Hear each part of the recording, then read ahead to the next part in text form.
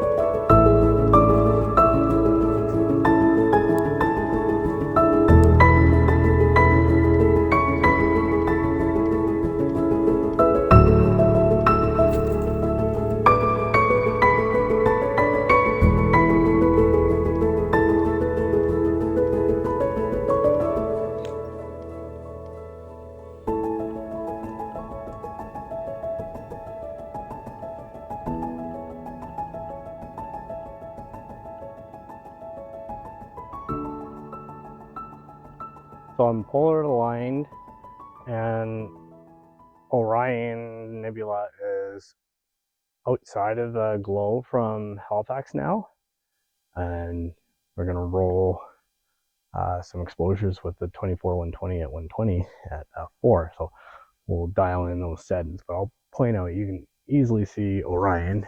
Well, depending on where you are, I guess, but it's one of those noticeable ones that most people know. But so that's the light pollution from the Halifax. And if we go up here, you can see Orion. Zoom in.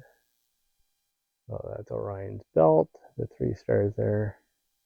And we'll actually be able to see, but right there in the middle is Orion's Nebula, which you can see with the naked eye. So this is my frame, 50 seconds f4. Whoop.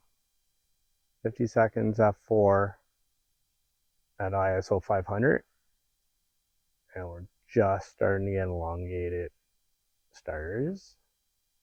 I'm just gonna dial it back to probably 40 seconds at ISO 400 and set up the intervalometer.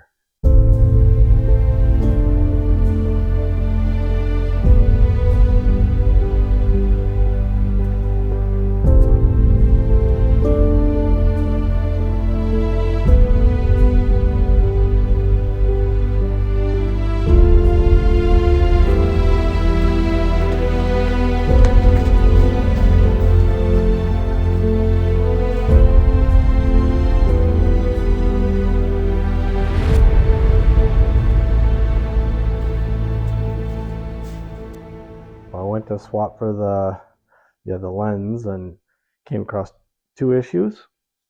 One of them is that the Move Shoot Move battery died. So I got frames, but it obviously stopped and I can't track now. So I got to put that on the charger and get it juiced. I thought it was already powered up all the way, but I guess not. And then the other one was the lens fogged over, which is something that I've never actually had happen. And I have a dew heater specifically for that, but I've never had to use it, so I didn't put it on. But I'm pretty sure I probably got enough frames. Orion's pretty bright, so hopefully tomorrow is clear and give this a go and then see how these two lenses compare. So I managed 19 frames before the tracker turned off, giving images like this. The dew kicked in afterwards. I only took light frames because I knew I'd be cropping in heavy. This was after a stretch in Siril, but you can see the vignetting dust spots that the calibration frames would assist with.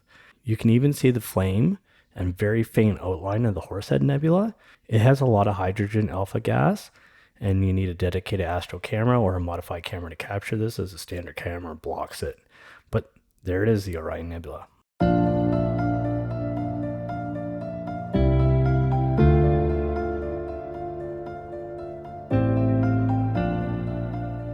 So now we just need the clouds to go away again so we can give the second lens a go. So it's 2 nights later and it looks like we're going to have clear skies to get the second lens taken care of.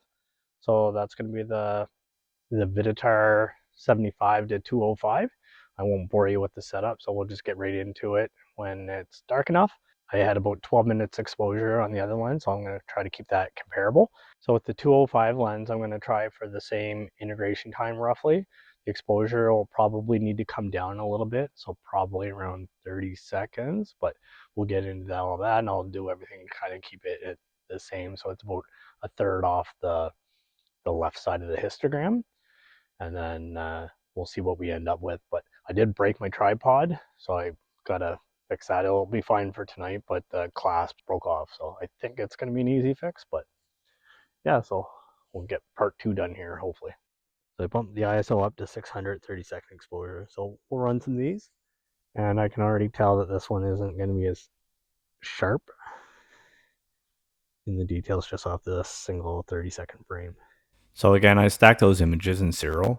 I don't use Siril to its full potential, but I get my stretch, color correction, and background calibration. To get the final image, I export that into Lightroom or Photoshop or both.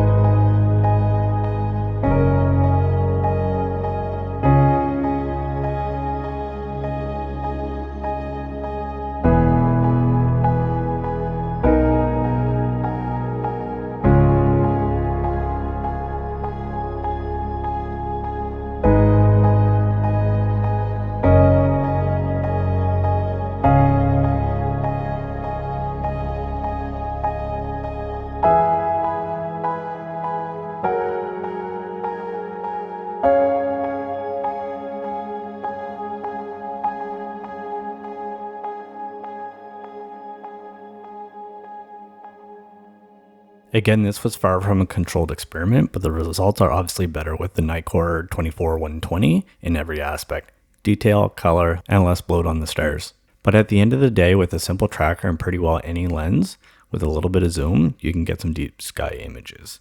These are far from the results I got from the random time I got my large mount to work, which can hold my Tamron 150-600.